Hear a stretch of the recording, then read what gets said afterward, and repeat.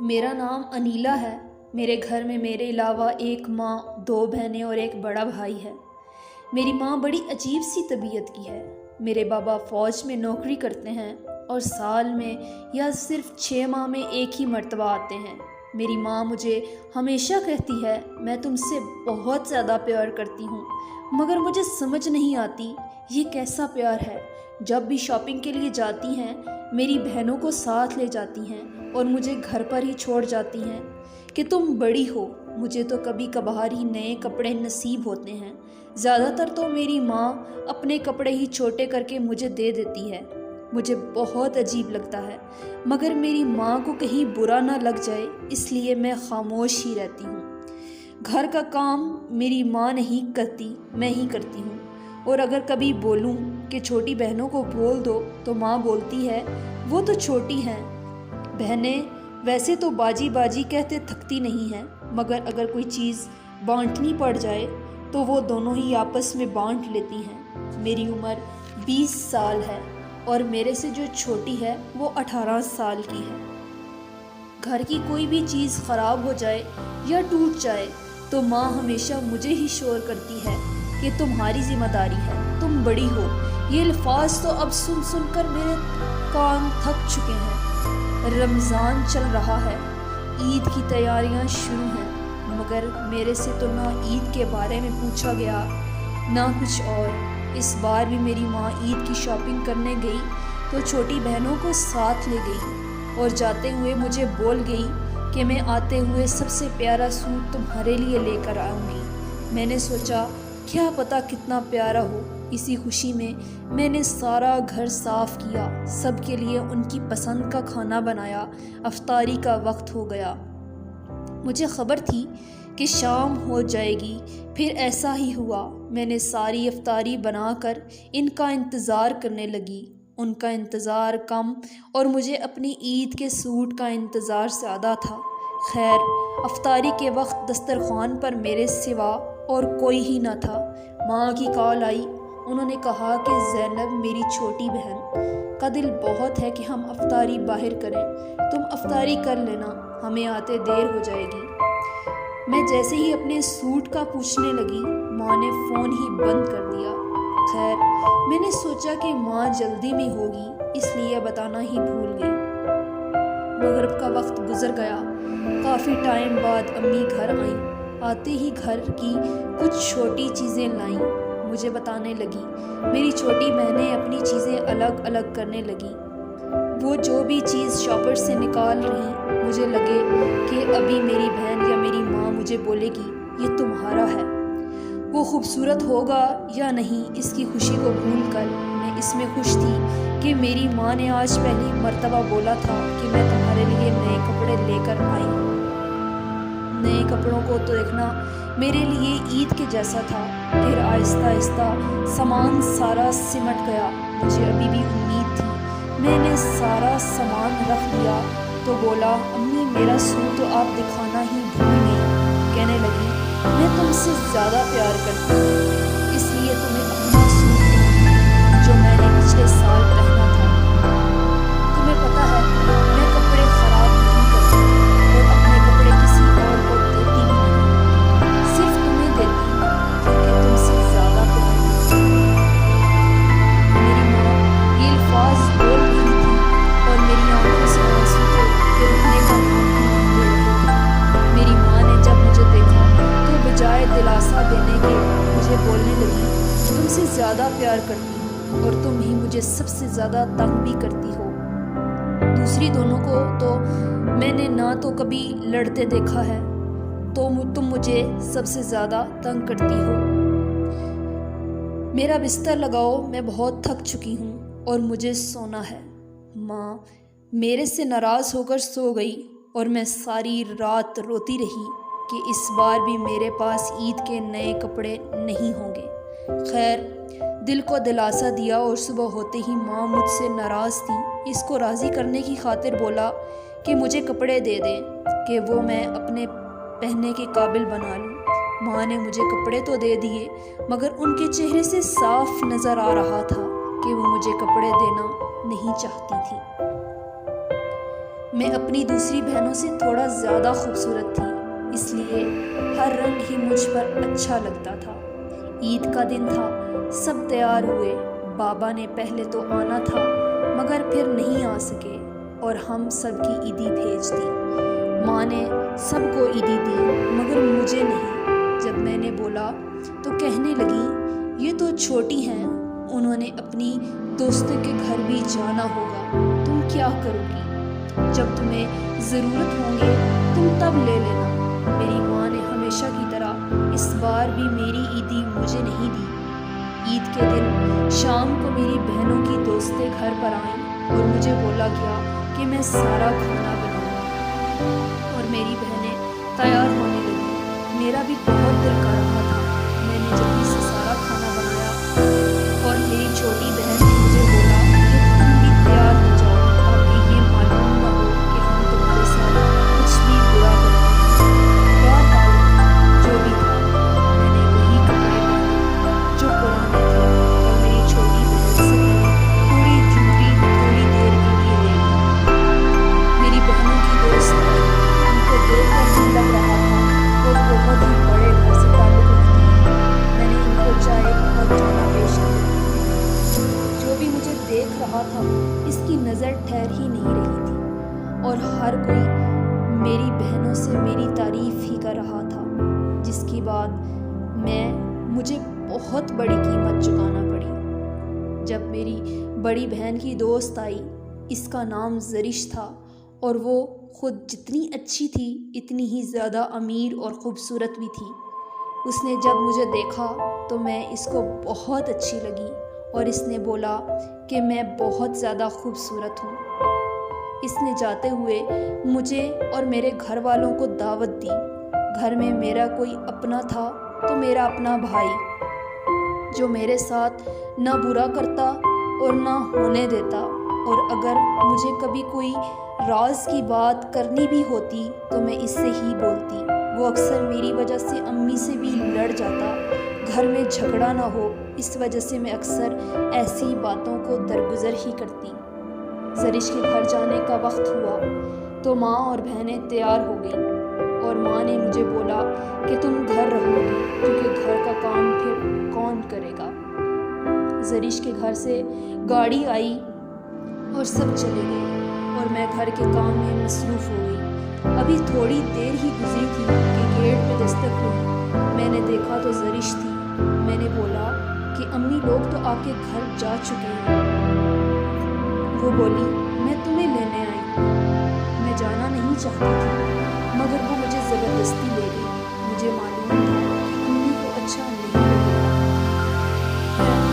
میں ان لوگوں کے گھر گئی، اتنا خوبصورت گھر، ان کے گھر گاڑیاں، یہ سب اچھے، وہاں کے لوگ اچھے، کیا بتاؤں۔ میں نے آج تک یہ سب نہیں دیکھا تھا کہ میں تو بہت کم ہی گھر سے باہر نکلتی تھی۔ مجھے باہر کی دنیا سے محبت سی ہو گئی تھی اور اس کے گھر میں رہنے والے لوگ ان کی باتیں بھی نہ کرتے۔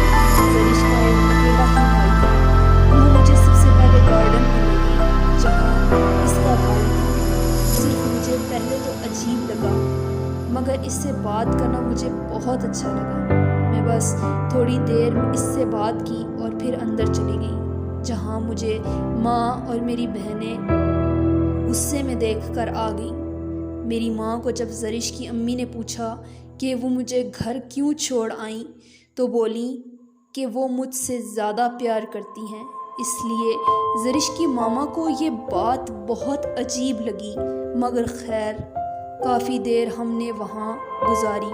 میرا دل کر رہا تھا میں وہاں ہی رہ جاؤں۔ وہاں کا گارڈن، وہاں کے لوگ، ان کا پیار، کیا ہی بات ہے ان لوگوں کی۔ پھر شام کو گھر واپس آ گئے۔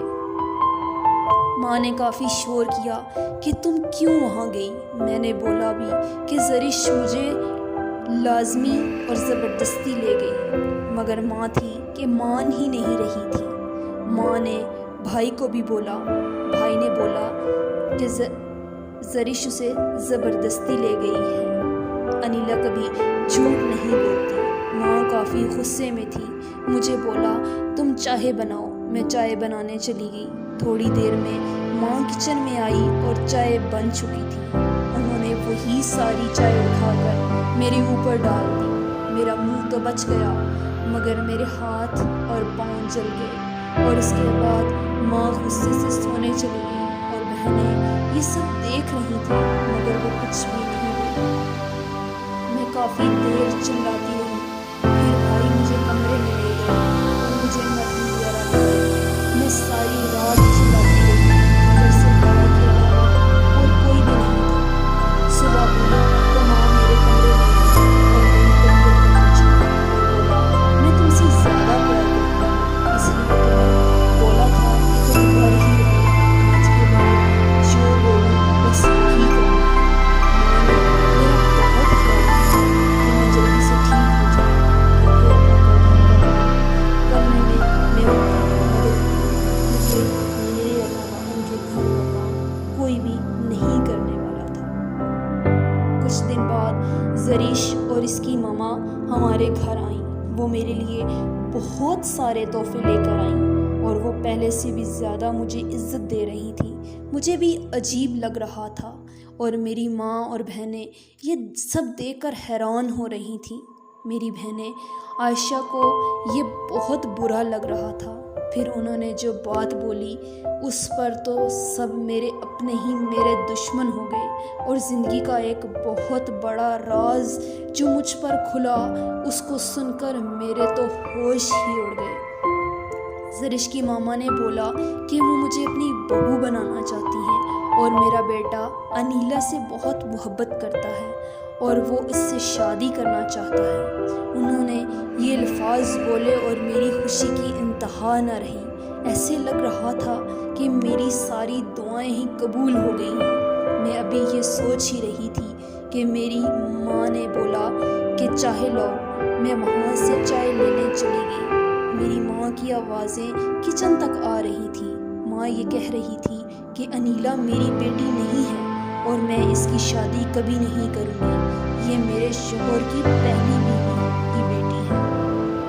یہ الفاظ سن کر لگ رہا تھا کہ میرا دل تو پھٹ ہی جائے گا۔ اس کے بعد کیا ہوا مجھے معلوم ہی نہیں۔ میں اپنے کمرے میں آئی اور کافی دیر ہوتے ہی گزر گئی۔ شام کو ماں نے کہا کہ میں تمہیں اپنے پاس رکھوں اور تم اس بات کو یاد رکھو کہ عائشہ زرش کے بھائی کو پسند کرتی ہے اور عائشہ ہی کی شادی زرش کے بھائی سے ہوئی۔ زرش کی ماں اس بات آئے تو تم خود اس کو انکار کرو۔ ماں نے تو جیسے تم بول دیا تو میں نے بھی ہاں بول دیا۔ مہمانوں نے آنے کا وقت ہوا۔ عائشہ کو طلاق دیا گیا۔ میرے سر آ گئے کہ مجھے جو بولا گیا میں نے نہ چاہ کر بھی انکار کر دیا۔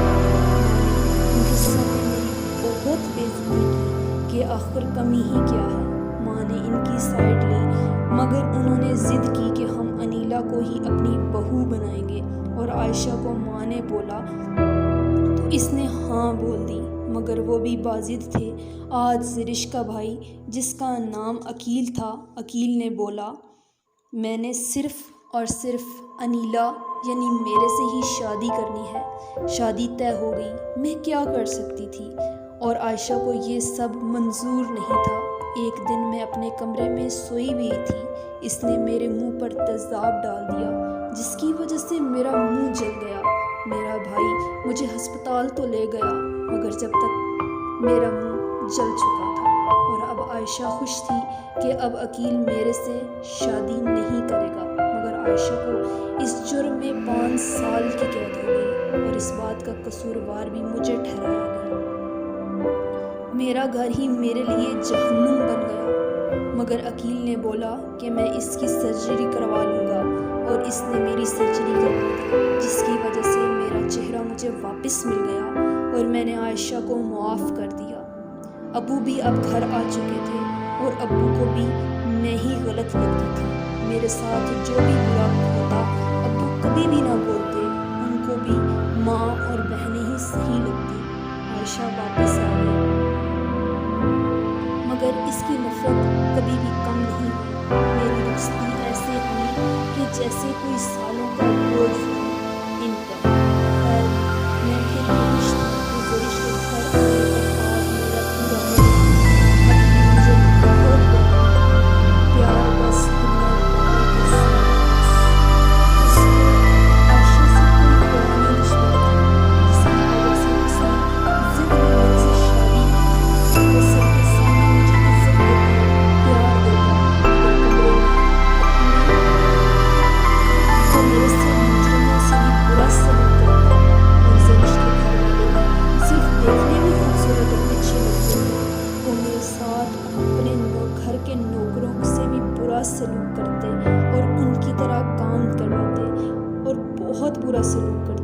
مگر عقیل یہ سب دیکھ کر بھی کبھی نہ بولتا۔ شادی کو ابھی 6 ماہ ہی گزرے تھے کہ عقیل کا ایک کار ایکسیڈنٹ میں ڈیتھ ہو گئی۔